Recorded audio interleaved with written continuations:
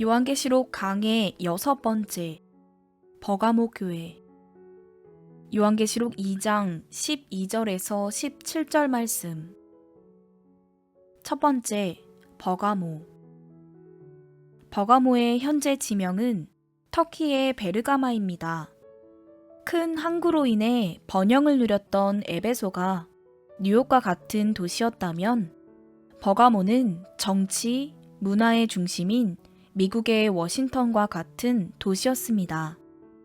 당시 버가모는 소아시아 지역을 다스리는 수도의 역할을 하고 있었고, 알렉산드리아에 이어 두 번째로 큰 도서관이 있었습니다.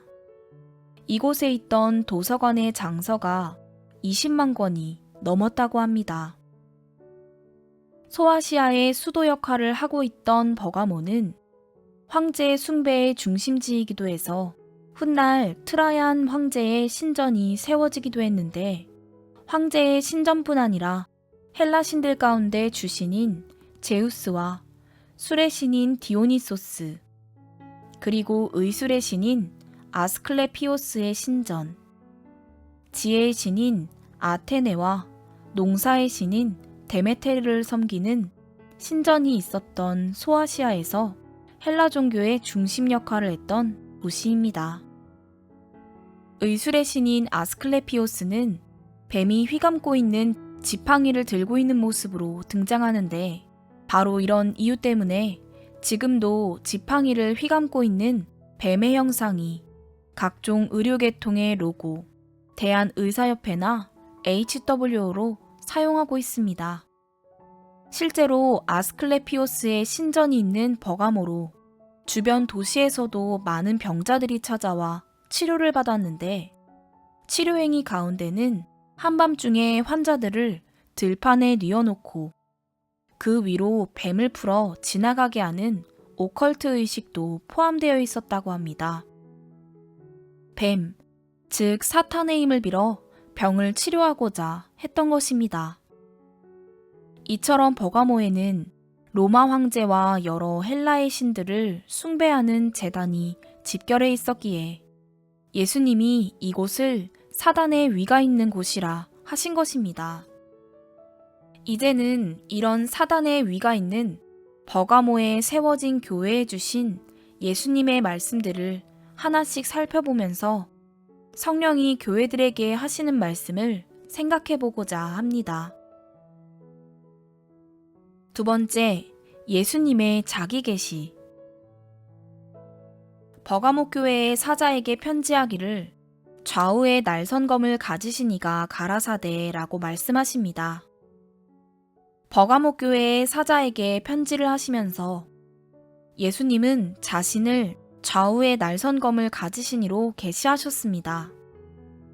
지난 시간 살펴본 에베소 교회가 처음 사랑을 잃어버린 교회이고, 서모나 교회가 죽도록 충성한 교회라면, 버가모 교회는 발람의 교훈과 니골라당의 교훈으로 상징되는 이단들을 용납함으로 말씀에서 벗어나 변질되어가는 교회였습니다. 진리에서 멀어지게 하는 이런 이단들을 단호히 물리치지 않으면 준엄한 심판을 피할 수 없다는 의미에서 받게 될 것이라는 경고의 의미에서 예수님이 좌우에 날선검을 가지신 이로 자신을 계시하신 것입니다. 사도 바울은 디도서 3장 10절의 말씀을 통해 이단에 속한 사람을 한두 번 훈계한 후에 멀리하라 하셨고, 사도 베드로는 베드로후서 2장 1절의 말씀을 통해 그러나 민간에 또한 거짓 선지자들이 일어났었나니 이와 같이 너희 중에도 거짓 선생들이 있으리라. 저희는 멸망케 할 이단을 가만히 끌어들여 자기들을 사신 주를 부인하고 임박한 멸망을 스스로 취하는 자들이라 하셨습니다. 예수님이 피로 값주고 사신 교회를 변질시켜 결국 사신 주를 부인하게 만들고 멸망의 길로 이끌어가는 이단을 용납하는 것은 주님의 심판을 피할 수 없는 심각한 죄가 된다는 것을 알아야 합니다. 세 번째, 칭찬. 내가 어디 사는 것을 내가 아노니 거기는 사단의 위가 있는 데라. 내가 내 이름을 굳게 잡아서 내 충성된 증인 안디바가 너희 가운데 곧 사단에 거하는 곳에서 죽임을 당할 때에도 나를 믿는 믿음을 저버리지 아니하였도다 라고 칭찬하십니다. 첫 번째, 먼저 사단의 위가 있는 곳에서도 내 이름을 굳게 잡았다 하십니다. A. 사단의 위. 버가모에는 그리스의 아테네처럼 아크로폴리스라고 해서 높은 언덕의 도시가 형성되어 있었는데, 신들의 보좌처럼 보이는 이곳에 황제 신전과 제우스의 신전을 비롯해서 여러 이방 신들을 섬기는 신전들이 모여 있었기에 사단의 위라는 표현을 사용한 것입니다. 이처럼 버가모는 사단의 위가 있는 곳, 즉 소아시아 여러 도시들 가운데서도 사단 숭배의 중심이 된 도시입니다. 버가모 교회가 이런 곳에서도 예수님의 이름을 굳게 잡고 믿음을 저버리지 않았기에 칭찬을 받은 것입니다. 사단의 위라는 표현을 들으니 오늘날엔 전 세계의 청소년들이 열광하는 K-팝이 바로 사단의 문화를 전파하는 사단의 위의 역할을 하고 있는 것이 아닌가 하는 생각이 듭니다. BTS, 블랙핑크, 트와이스, 레드벨벳 등 대한민국 기획사를 대표하는 아이돌 그룹들이 최근 발표하는 노래와 뮤비마다 사탄 숭배를 미화하는 오컬트적인 내용들을 담고 있는데, 특별히 작년 11월과 12월에 열린 MMA, 멜론 뮤직 어워드와 마마, 엠넷 아시아 뮤직 어워드는 처음부터 끝까지 사탄의 제전으로 꾸며져 충격을 준 바 있습니다. MMA의 무대에선 가수 청아가 검은 날개를 단 루시퍼의 모습으로 무대에 등장해서 춤을 추고 노래하는 장면이 연출되었고, 일본 나고야돔에서 열린 마마의 무대에선 BTS가 맨 앞에서 우리가 살펴본 헬라의 신 아스클레피오스의 지팡이를 본뜬 커다란 기둥에 뱀이 또아리를 튼 조형물 앞에서 술의 신 디오니소스를 칭송하는 노래를 부른 바 있습니다. 어린 청소년들이 접하는 영상 매체들이 사단의 문화를 전하는 사단의 위로 변하고 있는 것입니다. 이 시대가 버가모 교회처럼 점점 믿음을 지키기 힘든 시대가 되고 있다는 뜻입니다. B. 두 번째는 사단의 위가 있는 곳이지만 내 이름을 굳게 잡았다 하십니다. 내 이름을 굳게 잡았다는 말씀은 버가모가 여러 잡신들이 모여있는 사단의 위와 같은 곳이지만, 그럼에도 버가모 교회 성도들이 예수의 이름만 굳게 잡았다는 뜻입니다. 요즘 종교통합이라고 하는 배도의 큰 흐름 속에서 예수의 이름뿐 아니라 모하멧, 부처의 이름도 우리를 구원할 수 있는 것처럼 가르치는 거짓 선생들이 있습니다. 하지만 성경은 우리에게 다른 이로서는 구원을 얻을 수 없나니 천하인간의 구원을 얻을 만한 다른 이름을 우리에게 주신 일이 없음이라 라고 분명히 선포하고 있습니다. 제우스나 로마의 황제나 부처나 마호멧의 이름이 우리를 구원하는 것이 아니라 예수의 이름만이 우리를 구원할 수 있다는 겁니다. 두 번째, 내 충성된 증인 안디바가 너희 가운데 곧 사단에 거하는 곳에서 죽음을 당할 때에도 나를 믿는 믿음을 저버리지 아니하였도다 라고 말씀하십니다. A. 안디바. 안디바에 대해서는 본문의 말씀 외에는 달리 그에 대해 알 수 있는 말씀이 없기 때문에 구체적으로 그가 어떤 인물인지에 대해서는 우리가 알 수가 없습니다. 그저 본문을 통해 안디바가 버가모 교회 성도들 가운데 한 사람으로 복음을 전하다가 순교한 인물일 거라 짐작할 수 있습니다. 이처럼 우리가 안디바에 대해서 잘 알지 못하지만 예수님이 그를 아시고 그의 이름을 기억해 주셨다는 겁니다. 예수님이 그의 이름을 기억하셨다는 사실이 중요한 겁니다. 누가복음 16장에 보면 부자와 나사로의 이야기가 등장하는데, 여기서도 부잣집 앞에서 구걸하던 거지의 이름이 나사로였다는 것은 밝히고 있는데, 정작 부자의 이름은 어디에도 등장하지 않습니다. 살아있을 때는 오히려 부자의 이름이 널리 알려졌고, 나사로의 이름은 알고 있는 사람이 손에 꼽을 정도였을 테지만, 죽어서는 그와 정반대로 부자의 이름이 언급되지 않고 있습니다. 하나님이 그의 이름을 기억하지 않으신 것입니다.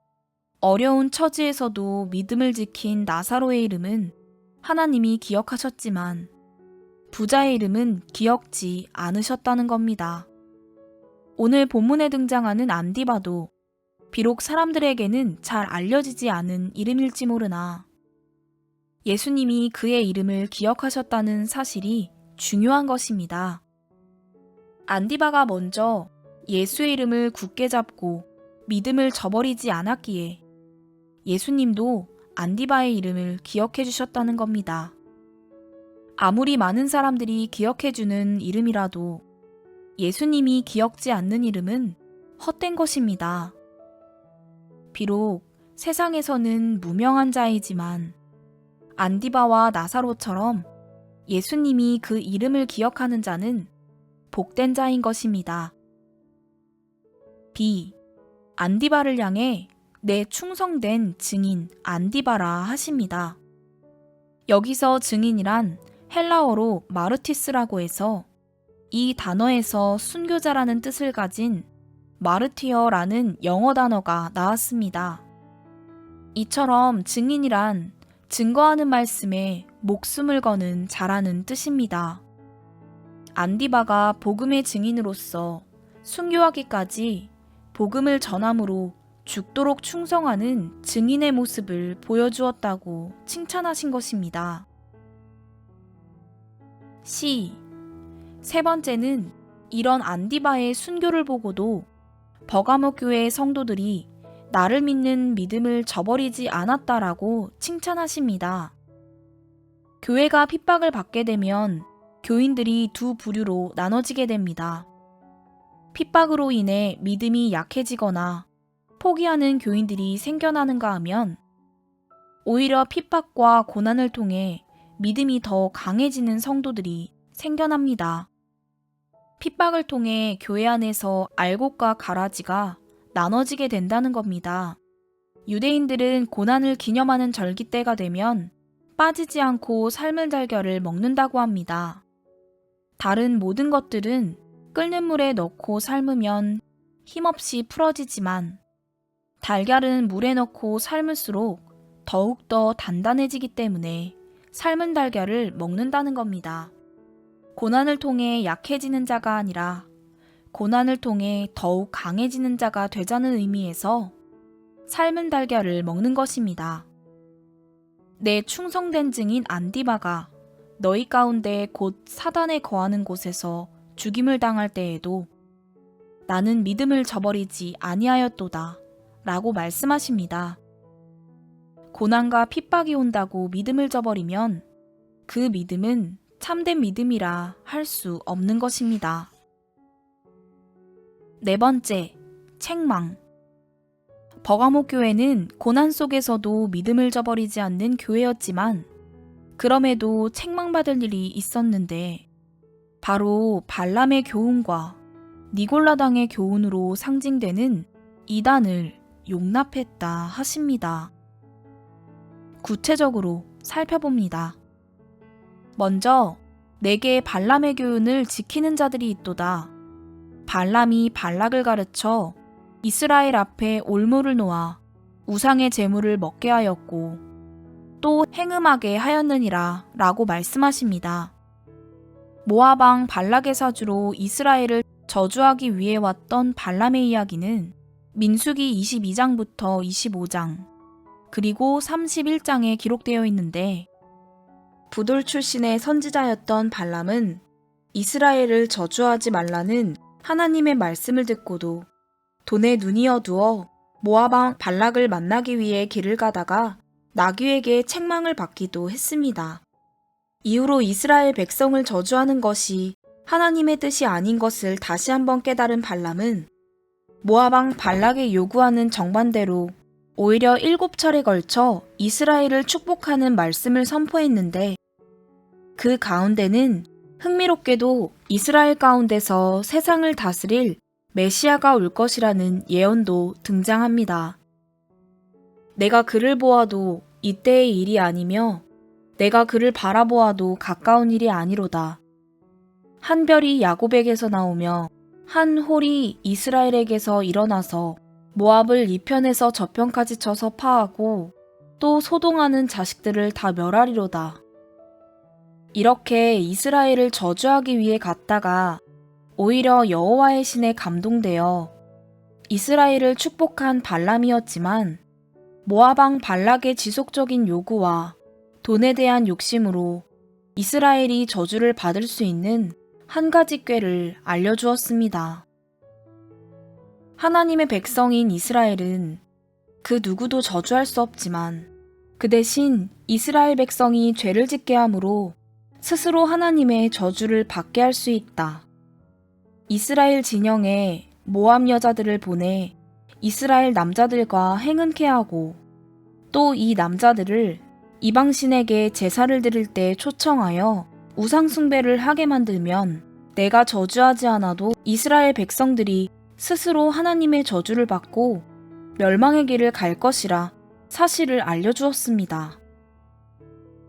모압 왕 발락이 바로 이 발람의 꾀를 따라 이스라엘 남자들을 행음케 하고 우상숭배에 빠지게 함으로 이스라엘 진영에 하나님의 저주가 임해 온역으로 24,000명이 죽는 사건이 발생했습니다.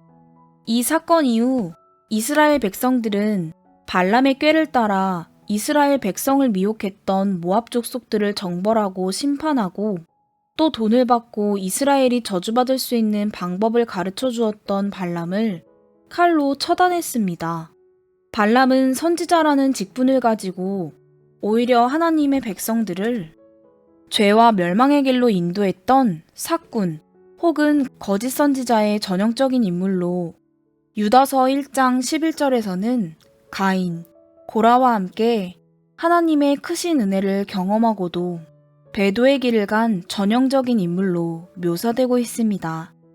화있을진저 이 사람들이여, 가인의 길에 행하였으며 삭슬 위하여 발람의 어그러진 길로 몰려갔으며 고라의 폐역을 쫓아 멸망을 받았도다 라고 말씀하십니다. 히브리서 6장 4절부터 6절까지의 말씀을 보면 한 번 비침을 얻고 하늘의 은사를 맛보고 성령에 참회된 바 되고 하나님의 선한 말씀과 내세의 능력을 맛보고 타락한 자들은 다시 새롭게 하여 회개케 할 수 없다 하십니다. 하나님의 크신 은혜, 심지어 성령의 능력을 경험하고도 타락한 자들이 있을 것이라는 말씀인데, 그 대표적인 인물이 구약에는 발람이고 신약에는 가룟 유다라 할 수 있습니다. 구원을 받기 위해선 하나님의 은혜가 필수적이지만 은혜를 받은 사람들 모두가 구원을 받는 것은 아니라는 겁니다. 받은 은혜를 하나님을 향한 믿음으로 연결하지 못하고 오히려 하나님을 대적하는 도구로 사용하는 자들은 발람과 가룟 유다처럼 하나님의 준엄한 심판을 받게 된다는 겁니다. 그렇다면 본문에서는 버가모 교회 성도들 가운데 발람의 교훈을 지키는 자들이 있도다 하셨는데, 이것이 구체적으로 어떤 사건을 의미하는 것일까요? 버가모 교회에 있는 여러 개의 이방 신전 가운데 특별히 술의 신 디오니소스를 숭배하는 신전에는 여러 종류의 술과 함께 신전을 찾는 사람들과 함께 성관계를 맺는 여사제들이 있었다고 합니다. 버가모 교회 성도들 가운데 이런 이방 신전을 찾아 발람의 꾀에 빠졌던 이스라엘 백성들처럼 우상제물을 먹고 행음을 한 자들이 있었다는 겁니다. 이들에게 예수님은 회개하라. 그리하지 아니하면 내가 내게 속히 임하여 내 입의 검으로 그들과 싸우리라 하셨는데, 검으로 싸운다는 말씀은 이스라엘 백성들을 우상숭배와 행음의 길로 인도했던 발람이 칼에 죽은 사건을 상기시키는 말씀인 것입니다. 두 번째는 니골라당의 교훈을 지키는 자들이 있도다 하십니다. 니골라당에 대해선 에베소 교회를 강해할 때 살펴보았는데, 니골라당을 일컫는 헬라어 니콜라이토는 승리하다 혹은 정복하다라는 뜻을 가진 헬라어 니카오, 니케 혹은 나이키와 백성을 뜻하는 라오스라는 단어가 합쳐진 것입니다. 니콜라이토는 우리가 백성을 다스리는 자들이다 라는 뜻인데, 이 말뜻 그대로 니골라당이 자신들은 교회 안에서 성도들을 다스리는 특별한 신분을 가진 자라는 주장을 했다는 겁니다. 이런 니골라당의 교훈은 교회 안에서 사라지지 않고 끈질기게 살아남아 훗날 이방신앙과 결합된 로마 카톨릭의 사제제도로 발전하게 되었는데, 이런 니골라당의 교훈을 물리치고자 종교개혁가들이 만인 사제설을 주장하게 된 것입니다. 다섯 번째, 회개를 요구하심. 그러므로 회개하라. 그리하지 아니하면 내가 내게 속히 임하여 내 입의 검으로 그들과 싸우리라 하십니다. 회개란 생각을 바꾸고 삶의 방향을 바꾸는 것입니다. 버가모 교회는 특별히 발람의 교훈, 니골라당의 교훈을 따라 우상숭배와 음행과 이원론적 영지주의 사상을 쫓았던 죄를 회개하지 않으면 주님께서 속히 임하여 내 입의 검으로 싸우시겠다 하십니다. 예수님의 입에서 나오는 검은 말씀을 의미합니다. 하나님의 말씀은 살았고 운동력이 있어 좌우의 날선 어떤 검보다도 예리하여 혼과 영과 및 관절과 골수를 찔러 쪼개기까지 하며 또 마음의 생각과 뜻을 감찰하나니 라고 말씀하십니다. 하나님의 말씀이 마음의 생각과 뜻을 감찰하시기에 발람의 교훈, 니골라당의 교훈과 같은 이단들을 판단할 때는 말씀으로 판단해야 하는 것입니다. 영어로 성경을 캐논이라고 하는데, 이 단어는 헬라어로 갈대를 의미하는 칼라모스에서 나온 단어입니다. 성경이 기록될 당시에 갈대는 길이를 측량하는 도구였는데, 성경을 이런 갈대자로 비유한 것은 하나님의 말씀인 성경이 모든 것을 판단하는 기준이 되기 때문입니다.